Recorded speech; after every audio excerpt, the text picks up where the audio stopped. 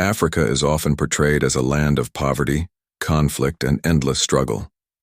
But very few people in the West know that this same continent was once home to the richest empire the world had ever seen. Long before America was discovered, long before Europe rose into power, Africa's golden empires were shining. At the heart of this story stands one man, Mansa Musa. He ruled the Mali Empire in the 14th century and is widely considered the wealthiest human being in recorded history. His fortune was so vast that even when adjusted for today's value, it would be worth over $50 trillion. To put that into perspective, Elon Musk, Jeff Bezos, and Bill Gates combined would not come close to his wealth.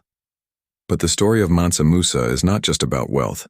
It is about power, faith, and a treasure so large, it continues to inspire myths centuries later. The biggest question is, where did all of his fortune go? Could it be that some of it is still hidden? And if so, is it possible that modern African leaders, like Captain Ibrahim Traoré of Burkina Faso, are the ones destined to unlock the truth? Mansa Musa's name became legendary when he embarked on his pilgrimage to Mecca in the year 1324. This journey was no ordinary trip of faith. It became the most expensive journey in the history of the world. He traveled with a caravan of 60,000 people. Yes, 60,000.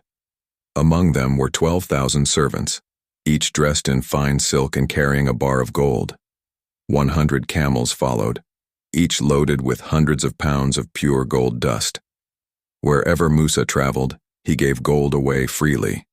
He built mosques, donated to the poor, and supported local economies.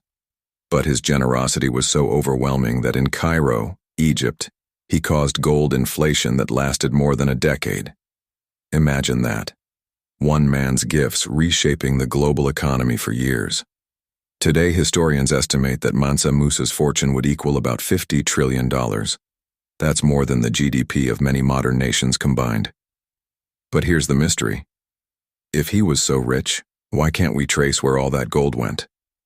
Why didn't colonial powers who plundered Africa for centuries ever manage to find all of it? Some stories say Musa hid parts of his treasure in secret mines, known only to his most trusted men. Others believe he buried wealth along hidden trade routes that stretched across the Sahara Desert. And then there's the belief that his real treasure wasn't just the gold, but the knowledge and unity he left behind for his people. This is where Ibrahim Traoré enters the picture. In today's world, Africa once again finds itself pressured and exploited by outside forces. But young leaders like Traoré are refusing to bow down. He has stood at the podium of the United Nations, declaring that Africa's resources belong to Africa. He speaks not just as a president, but as a symbol of resistance, echoing the voice of Mansa Musa centuries later. Traoré argues that Africa's true wealth is not just its gold or oil or uranium, but its people, its sovereignty, and its future. His words have awakened something powerful in young Africans who are looking for inspiration in their own history. For them, Mansa Musa is not just a distant king. He is proof that Africa was once the richest land on earth, and can be again. This leads to the first great question of this journey. What really happened to Mansa Musa's treasure? Did it vanish into thin air? Was it looted? Or is the real treasure something far deeper than gold? In the next part of this story, we will dive into the golden age of the Mali Empire.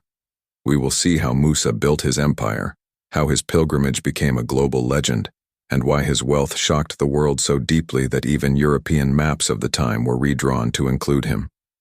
This is not just history, it is a reminder. Africa has always been a land of power and prosperity. The secret of Mansa Musa is more than a myth. It is a blueprint for how a continent can rise,